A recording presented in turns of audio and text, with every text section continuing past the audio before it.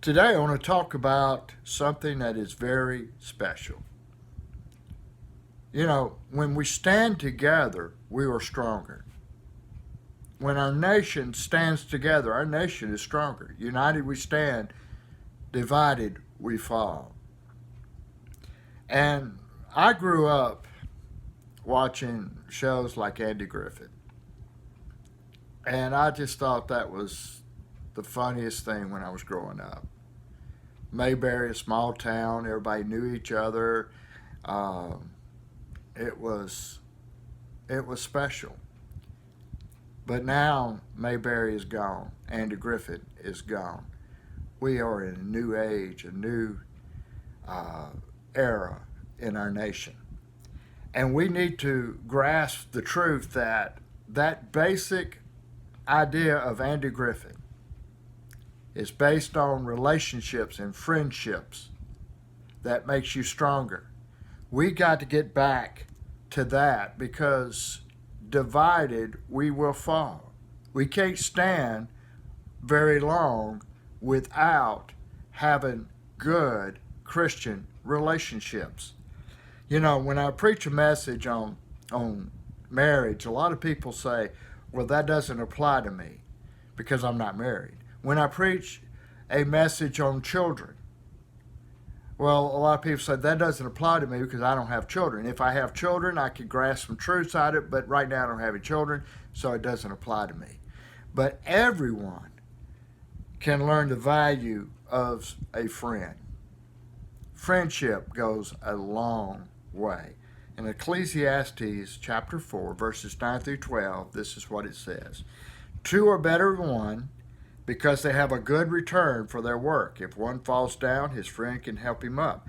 But pity the man that falls and has no one to help him up. Also, if two lie down together, they will keep warm. But how can one keep warm alone? Though may be overpowered, two can defend themselves. And then you have this incredible, powerful statement. A cord of three strands is not quickly broken. So today, what are the strands? What are the strands? Who is the third cord? One, the first strand is husband. The second strand is the wife. The third strand is Jesus. That's the truth. So when we look at the strength of friendships, we're not talking about building a beautiful home because there's a difference between a house and a home. When I'm talking about friendship, I'm not talking about the house itself, but I'm talking about the, you know, what is in the house. I'm talking about the people and their relationships within the house. That makes a home. There's a poem that I read from Alexandra Lawrence, and this is what it says. What is a house? It is a brick and stone and wood that is hard, some window glass and perhaps a yard. It is eaves and chimney and tile floors and stucco and roof and lots of doors. What is a home? It is loving and family and doing for others. It is brothers and sisters and fathers and mother. It is unselfish act and kindly sharing and showing your loved ones you are always caring. And I think that really talks about what a home is versus what a house. So I want to look at some things the next few times that we meet about what is friends. We all need friends. Do you remember your best friend? Friendships, I'm not talking about casual acquaintances where you just know somebody but don't spend any time with them. Friendships are real. Friendships are important. And friendships are a great investment. I want to remind you that the things that make a difference between a house and a home is a family, not just the people that live together. And I think that's the problem in our society today, that so many people just live together. Everybody's in their own little room playing their games and doing their own things, and there's no more communication. A family does things together, and there's a friendship not only within the family but there's a friendship outside the family. And I want us to examine some ideas about friendships. See, if you look at Ecclesiastes chapter 4, look at verse 9. It says, two are better than one because they have a good return for their work. These word means dividend or a wise investment. So when you look at a friendship and a real friend, that's an investment. It is not something that you just do arbitrarily. This is not something so that you have somebody go drink coffee with. This is a true friend. And when we get the best of our investment, the best return for our investment, the other investments that we make will be better. And some people try to accumulate possessions, but I think it's wiser to accumulate good, real friends. See, you can get all the stuff you want in the world. You can buy the gym pass. You can get the cars, the boats, the big house, and all these things. That doesn't make you better. That's just stuff. But the real investment is working on having a good relationship in our families and outside our families. You see, that's what I think is lacking in our nation today. We have lost sight of what it means to make this kind of investment with each other. We're just, it's almost like we're biding our time. We're going through this because we have to.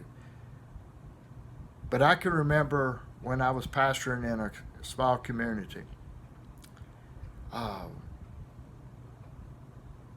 one Wednesday night, there was a flood. And instead of just sitting there having said, well, we're going to pray about it, what we did is we got involved. When I was in Harrisonburg, Louisiana, pastoring, a church burned down, caught fire. We could have sat there, and it was during Bible school. We could have said, well, let's have prayer. And we did. But we also went and said, whatever you need hymn books, you need a place to meet, you need whatever you need. And see, that's what true friends do. They're there when you need them the most. And they make the best investment of your time. See, a real friend is someone who helps you when you're down. You see, I've got a lot of friends, but I have few real friends. And the big deal is the little friends, I may see them, we may enjoy one another's company, but a real friend will be there when you're, down on your luck. When my wife passed away, my first wife passed away, I had some friends that were there for me. I had a neighbor that when I had a fit of rage after, fighting grief, and I tore up my kitchen table. Well, my neighbor, he went to a flea market and bought me a kitchen table. That's friends. He didn't have to. I didn't ask him to. He wouldn't take money for it. I offered to pay him for it. He didn't want it. You see, that's what friends do. A real friend helps you when you're down. And when you have a few friends, then you're fortunate. But when you have a real friend, you're blessed. God blesses you. You know what the difference between acquaintances and friends? Well, it's pretty easy, because when you get into trouble, when you fall down, when you make a mistake, the people that you're just acquainted with won't be there. But a real friend will be there to lift you up. A real friend will be there to help you through this valley. And that's the reason, because they're valuable. It's because they're rare. You talk about rare coins. Gold is valuable because it's rare. Diamonds are valuable because it's rare. But someone who's there when you're in trouble is rare indeed.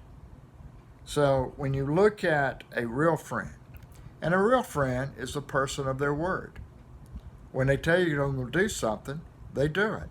They don't ignore you or let it slide. They do it. You can count on them.